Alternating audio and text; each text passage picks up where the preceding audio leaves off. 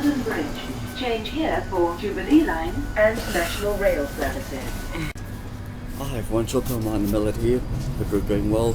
Today we're going to be doing a vlog on Sylvia Plath, the famous poet and author from America who released The Bell Jar and Ariel, was married to Ted Hughes for a couple of years, had 2 children with him, and sadly passed away in London in the 1960s.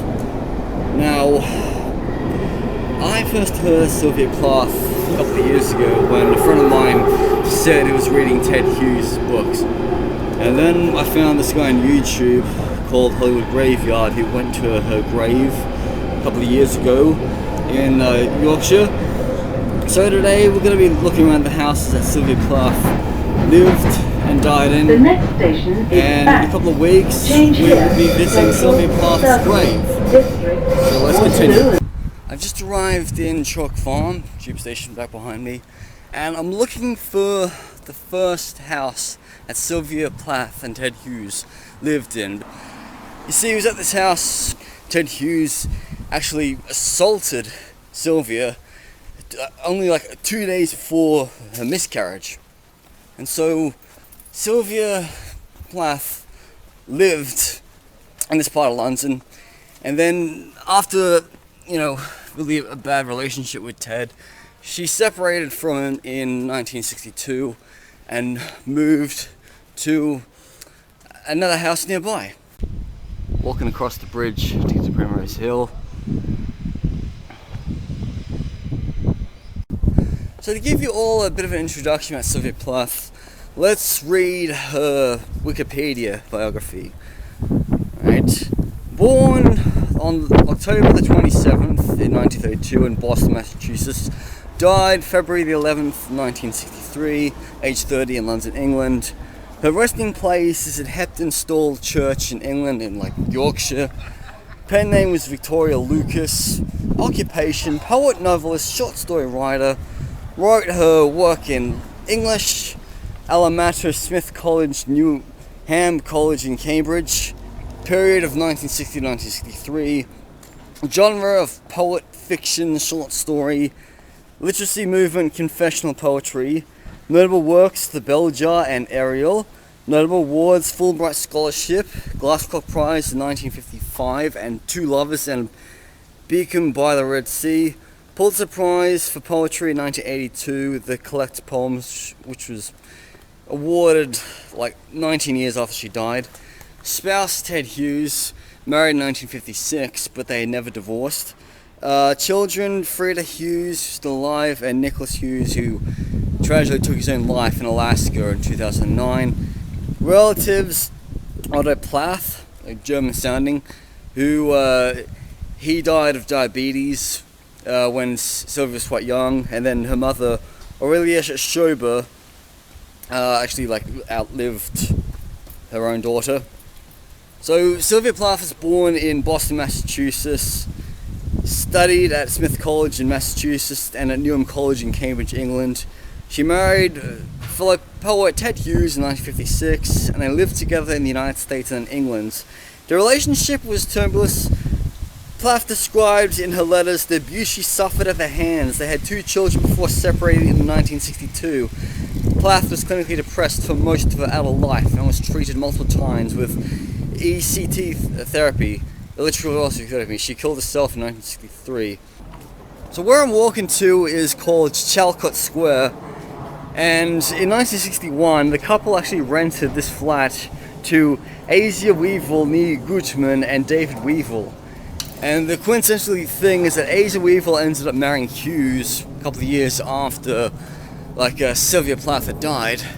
But tragically, Asia Weevil died in the similar circumstances to Sylvia Plath, suicide by carbon monoxide poisoning. But the worst is that Asia also died with her own daughter, who was 4 at the time. So it's like a double whammy and all of death. We got Chalcot Road and Fitzroy Road. So maybe Sylvia Plath's last house where she died is probably on this road, I believe, maybe.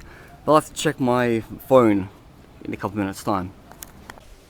And here we are, Chalcott Square, NW1, part of the Camden Borough, or the Council of Camden. Another part of Plath's Wikipedia article is that Plath and Hughes travelled across Canada and the United States, staying at Yaddo Artist Colony in Saratoga Springs, New York in the late 1959. Plath said, "It was here that she learned to be true to my own weirdness, but she remained anxious about writing confessionally from deep personal and private material." The couple moved back to England in December 1959 and lived in London at 3 Chalcott Square near the Primrose Hill area of Regent Park, where an English Heritage Park records Plath's residence. Their daughter Frida was born on the 1st of April 1960. In October, Plath published her first collection of poetry, The Colossus. So it was here in 1961 that Plath's second pregnancy ended in miscarriage. Several of her poems include Parliament Hill Fields, addressed this event. In a letter to a therapist, Plath wrote that Hughes beat her 2 days before the miscarriage. In August, she finished her semi-autobiographical novel, The Bell Jar, and immediately after this, the family moved to Court Green in the small market town of North Tywin in Devon, which is, I had no idea she had lived in Devon at all. I always thought, maybe she just stayed in London most of her life. In mid-1960, Plath and Hughes began to keep bees, which would be the subject of many of Plath's poems. In 1961, the couple rented their flat, to Asa Weevil, and we've already touched on that. So, beginning in October '62, Plath experienced a great burst of creativity and wrote most of her poems, in which reputation now rests, writing at least 26 of the poems of the posthumous collection Ariel during the final months of her life. In December '62, she returned alone to London with her children and rented on a 5-year lease of a flat at 23 Fitzroy Road, only a few streets away from where I am right now, in Chalcott Square. William Butler Yeats once lived in the house, which bears an English heritage plaque. So here we are, number 3. This is the house that Sylvia Plath lived in from 1960 to 1961. And there's a blue plaque that's been put up there to commemorate that Sylvia Plath lived in this building. But also I believe that Ted Hughes' second wife, Aisa, maybe she did commit suicide in this house, I'm not too sure. So the owner of the property basically said, he came out, he said, "You Sylvia Plath fan?" I'm like, yeah. He said, "What about Ted Hughes?" And I'm like, I haven't read much of his work. And he said, "But one of my friends owns his book."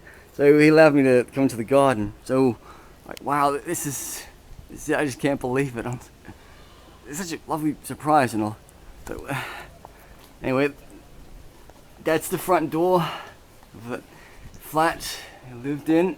Pink door. It just seems like it's that style at the time, but the door hasn't changed in almost 60 years. I reckon it's probably the same color at the time, maybe it's not, but yeah, it looks like it's had a coat of paint. Yeah, and there's a flat downstairs. Yeah, there's just...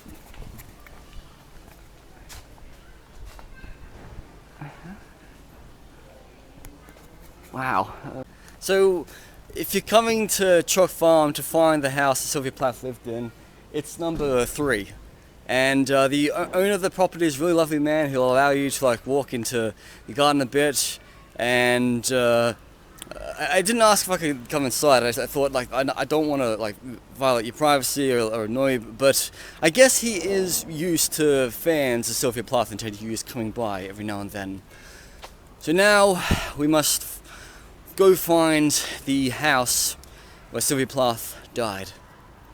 So down that road is where Sylvia Plath lived with Ted Hughes in 1961, and then all of a sudden she moved around the corner to Fitzroy Road in 61, and she lived not far from Ted Hughes.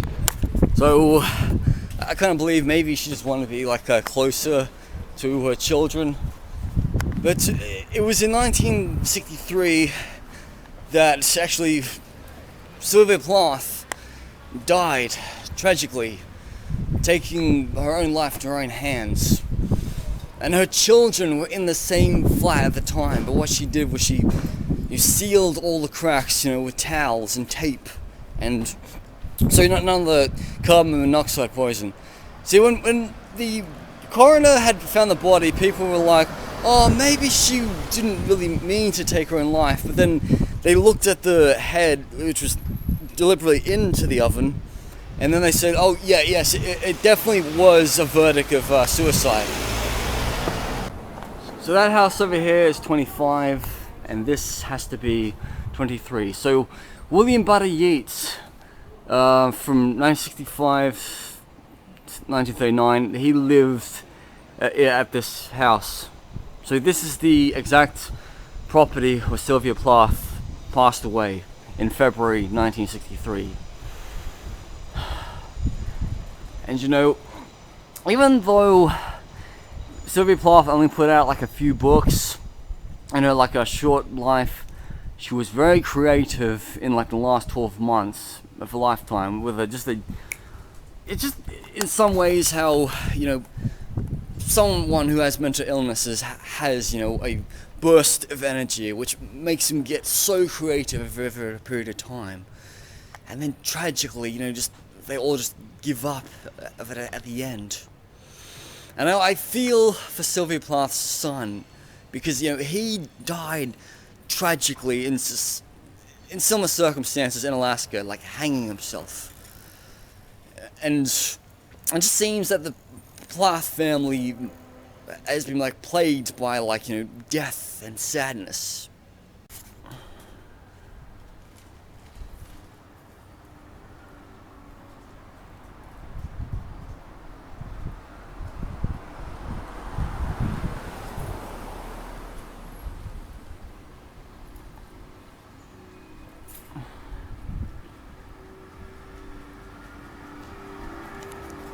So I just walked past this man who wanted to take a photograph of me in front of the front door, and I said, no, it's okay. And he told me that they put the plaque up for Sylvia Plath in that house over there because she was a lot more happy than the house in here. Like literally, you wouldn't want to have a plaque that said Sylvia Plath lived and died here, because it was actually her daughter's request to have the blue plaque at the house in Primrose Hill. And this man has said if I walk down the hill, there's been like lots of pictures of Sylvia Plath in Primrose Hill, something I never knew anything about. And to be frank, I knew nothing about Sylvia Plath until, my co-worker Sam said he was reading a Ted Hughes book, and I'm like, oh yeah, Ted Hughes, he was married to that author who died tragically and all. Yes. So now I'm going to head a bit south into London, to Holborn, to St. George the Martyr Church, where in 1956 Sylvia Plath married Ted Hughes. Sylvia Plath's mother was in presence of the wedding, and after they got married they spent their honeymoon in Paris. Yeah. I kind of think it's iconic that a person moves house in like a short distance, like maybe 50 paces or something like that. I don't want to be using like meters and all, yeah. But I mean, like this year, right, I had to move 12 miles across London, from northwest to east London, and then a few months ago, I literally had to move 500 meters between houses. So it wasn't so bad. So it makes you think that, if Sylvia and her children were living on like Fitzroy Road, I mean, her children could be able to walk to their father's house. I decided to cut through Camden Town on the way to Holborn. I just didn't want to, pay £1.50 for the bus. I thought, it's a nice day today, and I hadn't been in Camden for, a couple of months since I did my vlog, like March, April, about, Ruth First. So, walking through Camden it is. Maybe I may pick up a copy of The Bell Jar, or Ariel, while I'm here. Right now I'm in Euston, So I'm in walking distance of St. George the Martyr Church, which is in Holborn. Spent a lot of time and used to myself getting trains to Birmingham, getting trains out of this country. Yeah. Christmas decorations up in July. Come on, it's not the Southern Hemisphere, you can't do that. This is the back entrance to St. George the Martyr's Church in Holborn. I don't think it's open today. If it is, I will have a look around. So in 1956, Ted Hughes married Sylvia Plath right here. And what a great place to get married in the heart of London.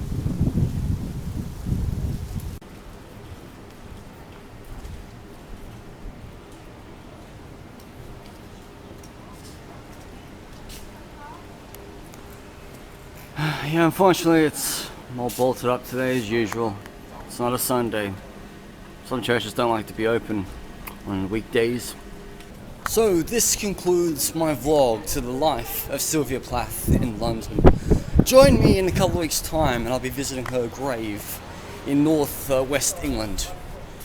It shouldn't take me too long to get there from Manchester, but I have been warned that there will be some track work on the trains heading up there.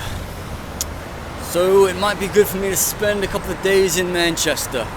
Anyway, this is Martin the Metalhead here. Stay safe, you people. Over and out.